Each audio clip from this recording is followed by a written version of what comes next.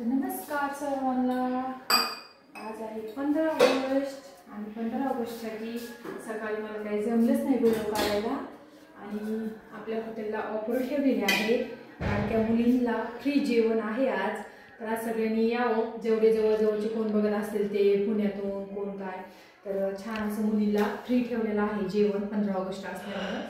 हिंदवीला जायचं वाटलं आणि मी काय 10-12 दिवस झालं हॉटेलवर काही जातच नाही। झालं तर श्रावण संपत आलाय की मग हॉटेलवर जावं लागलं। आज नॉनव्हेज बंद आहे ना, व्हेजचं चालू आहे, तर व्हेजचं भरपूर चालतं आणि व्हेजला मग आता माझी काही गरज लागत नाही, त्यामुळे मी 8-15 दिवस खूप छान निवांत आराम केला। बार्शीला जाऊन आले, मस्तपैकी रामलिंग फिरून आलेले आहे। तर आता गावात गेले होते, मुखवटे आपले गौराई गणपती असतात त्यासाठी छान मुखवटे घेतले दुसरे आणि बॉडी पण घेतली। तिथून आत्ता आले विशालाच्या घरी चहा पिऊन, तर हे पोरं दोघं पण झोपले, तो दादा पण झोपले नाही बाबाची, तिथं तो झोपलाय, तिथं आता ही उठली। आता 7 वाजले, आता म्हणते मला चहा आणि बिस्किट दे, तर तिला म्हटलं छानपैकी मस्तपैकी ज्वारीची भाकरी करते, जाय तिकडं का काय चहा बिस्किट खायचं का? चहा बिस्किट तर जावा, जे बघत असतील व्हिडिओ त्यांनी मस्तपैकी ऑफर आहे मुलींना घेऊन जेवायला। मुलींचं फ्री आहे, hotel prince Pune Solapur highway रोडला आहे।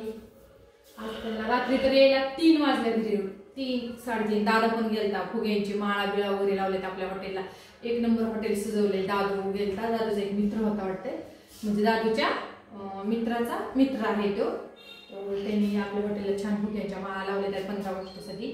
छान हॉटेल सजवलेलं आहे, रील काढली का नाही त्यांनी मला नाही माहीत, आणि मला पण आज जमलं नाही हॉटेलवर जायला, तर छान असं मस्तपैकी स्वयंपाक बनवते।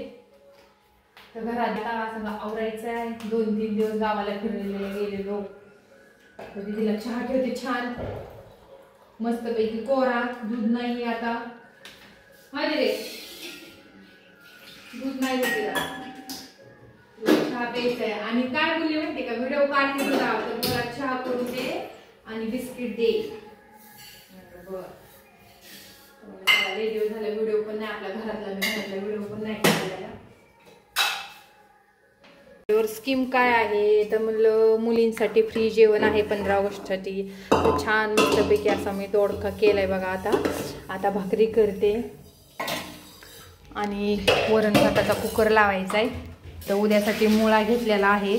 वरण करायला डाळ नव्हती म्हणून ही अशी भिजू घालून वाळवून ठेवलेली होती, फक्त भरडायची राहिली होती, तर मग अशी तिकडं गौराई आणायला जाता जाता एवढी थोडीशी केली, घरची तुरीची डाळ आहे। आता ह्याचं वरण बनवायचे, तिला वरण खायचे छान असं।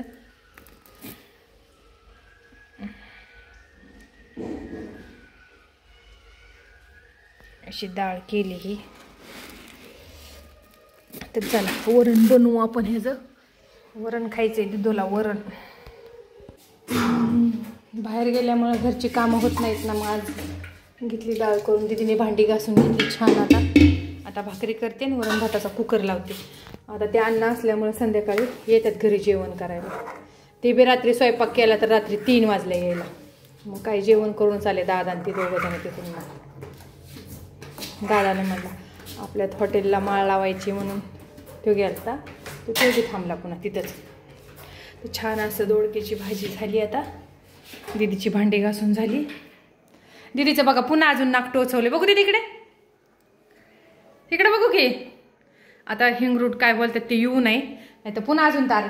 गेल्या बारीने मामीनी सोन्याचे तारने टोचवली होती तिचा नाक, ते काढले मी दिवाळीत बुजवून टाकलं, आणि आता काल कपडे आणायला गेलते तेव्हा म्हणली टोचव, मग टोचवले। 15 ऑगस्टचे बूट वगैरे आणायचे ते, चला आता स्वयंपाक करते, भूक लागलेली आहे दिदूला।